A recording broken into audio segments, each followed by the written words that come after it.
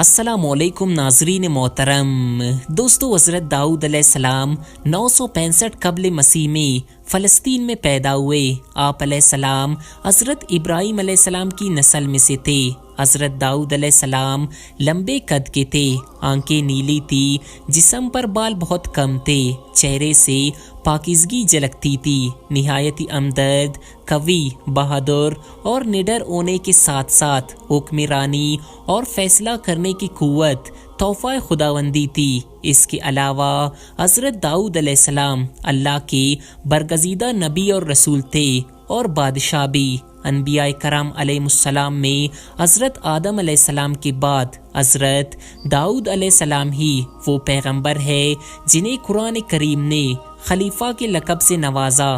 قرآن کریم میں ارشاد باری تعالیٰ ہے کہ اے داؤد، ہم نے تمہیں زمین پر خلیفہ بنا دیا، تم لوگوں کے درمیان حق کے ساتھ فیصلہ کرو۔ دوستو، حضرت داؤد علیہ السلام کی قوم کے 70,000 آدمی جو عقبہ کے پاس سمندر کے کنارے ایلا نامی گاؤں میں رہتے تھے، اور یہ لوگ بڑی فراخی اور خوشحالی کی زندگی بسر کرتے تھے۔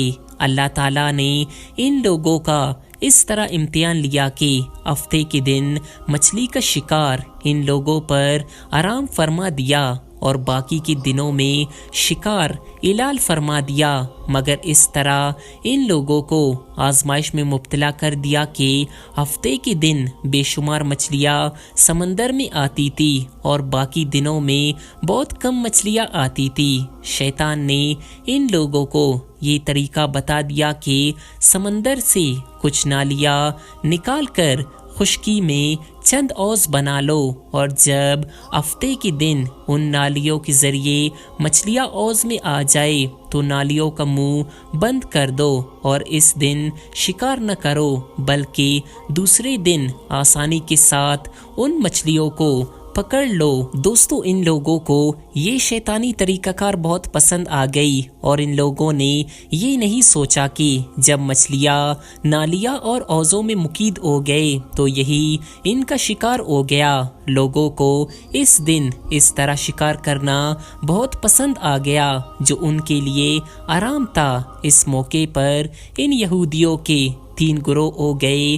جو کچھ لوگ ایسے تھے جو شکار کے اس شیطانی طریقہ کار سے منع کرتے رہے اور ناراض اور بیزار ہو کر شکار سے باز رہے، اور کچھ لوگ اس کام کو دل سے برا جان کر خاموش رہے اور دوسروں کو منع نہ کرتے تھے، بلکہ منع کرنے والوں سے یہ کہتے تھے کہ تم لوگ ایسی قوم کو کیوں نصیحت کرتے ہو جنہیں اللہ تعالیٰ ہلاک کرنے والا یا سخت سزا دینے والا ہے۔ اور کچھ وہ سرکش اور نافرمان لوگ تھے جنہوں نے حکم خداوندی کی اعلانیہ مخالفت کی اور شیطان کی ہیلا بازی کو مان کر ہفتے کے دن شکار کر لیا اور ان مچھلیوں کو کھایا اور بیچا بھی۔ دوستو، جب نافرمانوں نے منع کرنے کے باوجود شکار کر لیا تو منع کرنے والی جماعت نے کہا کہ اب ہم ان مصیبت کاروں سے کوئی میل و ملاپ نہیں رکھیں گے۔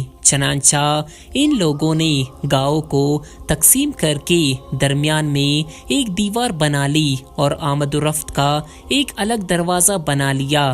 حضرت داؤد علیہ السلام کو جب یہ بات پتہ چلی تو وہ غضبناک ہو کر شکار کرنے والوں پر لعنت فرما دی۔ اس کا اثر یہ ہوا کہ ایک دن خطا کاروں میں سے کوئی باہر نہیں نکلا تو انہیں دیکھنے کے لیے کچھ لوگ دیوار پر چڑھ گئے تو کیا دیکھا کہ وہ سب بندروں کی صورت میں مسخ ہو گئے ہیں۔ دوستو، اب لوگ ان مجرموں کا دروازہ کھول کر اندر داخل ہوئے تو وہ بندر اپنے رشتہ داروں کو پہچانتے تھے اور ان کے پاس آ کر ان کے کپڑوں کو سونگھتے تھے اور زار و قطار روتے تھے، مگر لوگ ان بندر بن جانے والوں کو نہیں جانتے تھے۔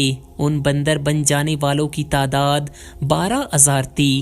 یہ سب 3 दिन तक जिंदा रहे और इस दरमियान में कुछ भी खा पी नहीं सके, बल्कि यूं ही भूखे प्यासे सब हलाक हो गए। शिकार से मना करने वाला गिरोह हलाकत से सलामत रहा और सही कौल ये है कि दिल से बुरा जानकर खामोश रहने वालों को भी अल्लाह ताला ने हलाकत से बचा लिया। दोस्तों, इस वाक़े से हमें ये साफ पता चलता है कि जिस कौम ने अल्लाह ताला और इसके पैगंबरों की नाफरमानी की, अल्लाह ताला ने इन्हें दुनिया और आने वाले दोनों जहानों के लिए एक इबरत का निशान बनाकर रख दिया। अल्लाह ताला हम सबको अपने हिफ्ज़ व आमान में रखे और हमें अपने और हुज़ूर सल्लल्लाहु अलैहि वसल्लम के बताए हुए तरीके पर अमल करने की तौफीक अता फरमाए। आमीन। दोस्तों, हमारी आज की ये वीडियो आपको कैसी लगी हमें कमेंट सेक्शन में ज़रूर बताएं और इस वीडियो को लाइक करते हुए हमारे यूट्यूब चैनल रियलिटी इन्फो को भी ज़रूर सब्सक्राइब कर ले। अल्लाह हाफिज़।